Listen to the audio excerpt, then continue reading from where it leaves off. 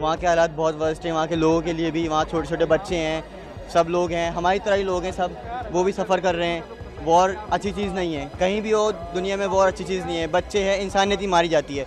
जो है वो बहुत हालात ख़राब होते जा रहे हैं। मोस्टली जो तेहरान में है, जो कैपिटल है, वहाँ पे बहुत ज़्यादा हालात ख़राब है। वहाँ से जो है सबको निकाला जा रहा है। इंडियन स्टूडेंट जो हैं वो सारे वहाँ से निकल रहे हैं। और खुशी है वापस आने की, क्योंकि हम सेफली वापस आ गए, लेकिन कहीं ना कहीं हमारी जो पढ़ाई छूट रही है, we are worried about that also. हमें डॉम के सामने से, विंडो के सामने से मिसाइल जाती हुई दिखती थी। 3 बजे रात को हमारे डॉम के ऊपर से एक मिसाइल निकली थी, तो हमारी पूरी विंडो हिल गई थी। इजराइल और ईरान के बीच चल रहे संघर्ष के दौरान ईरान में फंसे 110 भारतीय नागरिकों का पहला ग्रुप वापस वतन लौट आया है। ऑपरेशन सिंधु के तहत हुए इस इवैक्यूएशन में ज़्यादातर छात्र हैं जो 19 जून की अल सुबह दिल्ली के इंदिरा गांधी इंटरनेशनल एयरपोर्ट पर पहुंचे। ये ऑपरेशन तेहरान और उरमिया जैसी जगहों में बिगड़ती सुरक्षा स्थिति को देखते हुए शुरू किया गया है, जहां बड़ी संख्या में भारतीय छात्र मेडिकल की पढ़ाई करने के लिए जाते हैं। इन छात्रों को ईरान से सड़क के जरिए आर्मेनिया ले जाया गया और फिर वहां से कतर के रास्ते इंडिगो की फ्लाइट से भारत लाया गया है। इवैक्यूएट किए गए ज़्यादातर छात्र ईरान की उर्मिया यूनिवर्सिटी से बताए जा रहे हैं। दिल्ली लौटने के बाद जब इंदिरा गांधी इंटरनेशनल एयरपोर्ट पर ये छात्र उतरे तो इजराइल और ईरान के बीच चल रहे संघर्ष के बारे में इन्होंने क्या क्या कहा, आपको वो भी सुनवाते हैं। बहुत खुश हूँ, बहुत खुश हूँ। खुशी बयान नहीं कर सकता। अपने घर वालों को देखने के लिए खुशी जो है बहुत ज़्यादा है। वहाँ के हालात बहुत वर्स्ट हैं, वहाँ के लोगों के लिए भी। वहाँ छोटे छोटे बच्चे हैं, सब लोग हैं, हमारी तरह ही लोग हैं सब, वो भी सफ़र कर रहे हैं। वॉर अच्छी चीज़ नहीं है, कहीं भी हो दुनिया में वॉर अच्छी चीज़ नहीं है। बच्चे हैं, इंसानियत ही मारी जाती है, तो ये नहीं होना चाहिए। We should pray for them. Okay. Mostly जो तेहरान में है, जो कैपिटल है, वहाँ पे बहुत ज़्यादा हालात ख़राब है।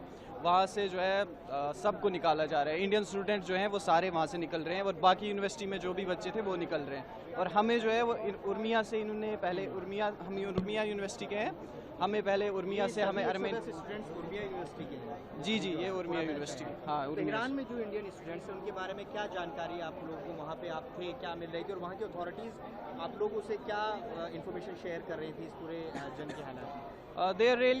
They are doing very good job. They evacuated all the students from all the university. Now they are taking them to the safe place. After they will reach there, from there they will evacuate them to the India. बहुत अच्छा लग रहा है, हम वापस आए हैं आज, और बहुत खुशी है कि उन्होंने इंडियन एम्बेसी ने हमें बहुत अच्छे से रेस्क्यू किया। So we are very thankful for them. तो मैं ईरान में MBBS कर रहा हूँ, final year student Urmia university of medical science में। हाँ, ड्रोन देखे, मिसाइल देखे, डर तो था ही, क्योंकि मिसाइल जब देखते थे, आवाज़ें होती थी, ये ड्रोन्स देखे तो डर लगता था। आप क्या कहना चाहेंगे? भारत आ गए, बहुत खुशी है। हम गवर्नमेंट ऑफ इंडिया के बहुत शुक्रगुजार है, पर्टिकुलरली हम मिनिस्ट्री ऑफ फॉरेन अफेयर्स के, कि उन्होंने हमें फास्ट ट्रैक बेसिस पे इंडिया वापस लाया। ईरान से भारत वापस लौटे इन्हीं छात्रों में एक छात्र मरियम रोज भी हैं। उन्होंने इजराइल और ईरान के बीच चल रहे संघर्ष के दौरान वहाँ की डर की स्थिति के बारे में भी बताया, आपको वो भी सुनवाते हैं। इंडियन एम्बेसी ने हमारे लिए सब कुछ ऑलरेडी प्रिपेयर्ड रखा था, हमें उतनी प्रॉब्लम नहीं हुई। बस हम थक गए हैं, 3 दिन से सफ़र कर रहे हैं। हमें डॉम के सामने से, विंडो के सामने से मिसाइल जाती हुई दिखती थी।